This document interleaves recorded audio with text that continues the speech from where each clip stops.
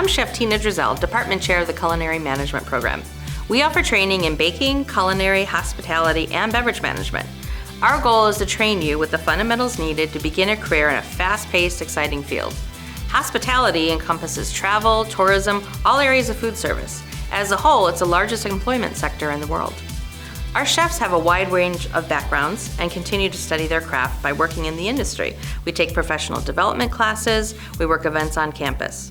Our industry connections consistently help students find employment in the hospitality field. Our state-of-the-art lab has the modern equipment students would expect to see in a real kitchen, and our lab classes have a maximum student-teacher ratio of 18:1. We have a student-run restaurant, Tartan Bistro, and a student-run bakery, Sweet Scott's Bakery, one of the few in the state. In addition, we offer many events on campus for students to gain extra skills outside of normal lab classes. Take a look at our website for a virtual tour of our lab.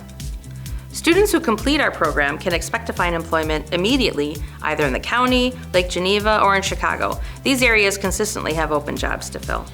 Our graduates have gone on to be executive chefs, food and beverage managers, food truck owners, and bakery owners. Check out our website for more information.